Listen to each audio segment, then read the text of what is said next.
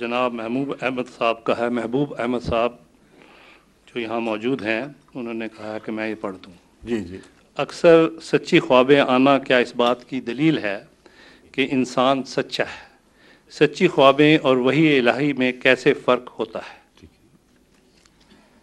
سچی خوابیں آنا اکثر اس بات کی علامت ہوا کرتی ہے کہ اللہ تعالیٰ سے کوئی تعلق ہے، لیکن سچی خوابیں آنا اس بات کی ضمانت نہیں ہے کہ یہ شخص واقعتاً نجات یافتہ ہے، کیونکہ سچی خوابیں سائنسدانوں کو بھی آئی ہیں، دہریوں کو بھی آ جاتی ہیں. حضرت یوسف علیہ السلام کے زمانے کا بادشاہ جو حضرت یوسف کے مذہب کو ماننے والا نہیں تھا، اس کو بھی ایسی سچی خواب آئی کہ دنیا میں کم ایسی سچی خوابیں دکھائی دیں گی. تو سچی خوابیں اس بات کی تو علامت ہیں کہ خدا ہے، لیکن یہ لازمی گواہی نہیں دیتی کہ جس کو آ گئیں وہ خدا رسیدہ بھی ہے. خدا رسیدہ ہونے کے لیے ایسی خوابیں دیکھنا ضروری ہے جس میں الہی تائیدات اور نشانات ہوں جو دوسروں کو بھی دکھائی دیں.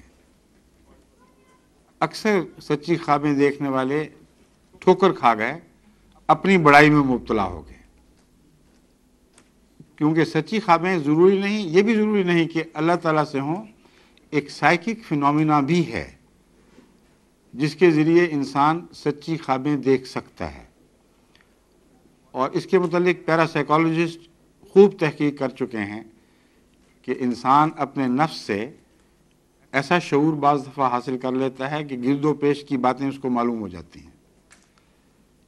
ایسے ہی ایک کیس بلغاریہ میں وونگا کا ہے، جس کے ہاں بے حد ہجوم لگا رہتا ہے لوگوں کا، اور بڑے بڑے جو حکومت کے سربراہ بھی دوسرے بھی اس کی حاضری دیتے ہیں، کیونکہ وہ ایک اندھی عورت ہے جس کو سچی خوابیں اور سچے تاثرات عطا ہوتے ہیں.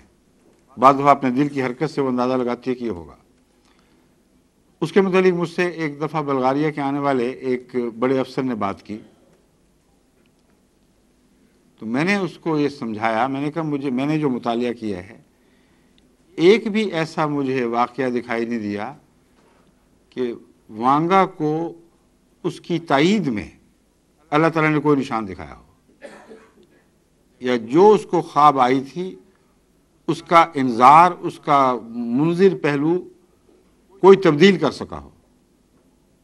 مگر اللہ تعالیٰ جب اپنے پیاروں کو سچی خوابیں دکھاتا ہے تو اس کے انذاری پہلو کو دور کرنے کی طاقت رکھتا ہے اور وہ ٹال بھی دیتا ہے. چنانچہ فرعون والی رویا اگرچہ سچی تھی مگر وہ حضرت یوسف کی سچائی ثابت کرنے کے لیے تھی. جو حضرت یوسف نے تعبیر کی اس کو خدا نے دیکھیں کیسا سچا کر دکھایا. بس اللہ تعالیٰ کی طرف سے جو رویا ہوں ان کے ساتھ ایسے تائیدی نشان ہوتے ہیں جو اس شخص کی عظمت اور بڑائی اور قرب الہی پر نشان ہو جاتے ہیں.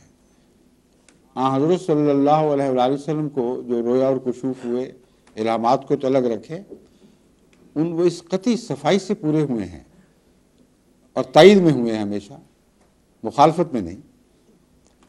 بس ایسا بزرگ انسان جس کو خدا سچی رویا دکھاتا ہے اس کو اپنی رویا نمونے کے طور پر دوسروں کو دکھانی چاہیے، بتانا چاہیے کہ دیکھو میری تائید میں خدا نے یہ نشان مجھے بتایا ہے اور ایسا ہو کر رہے گا.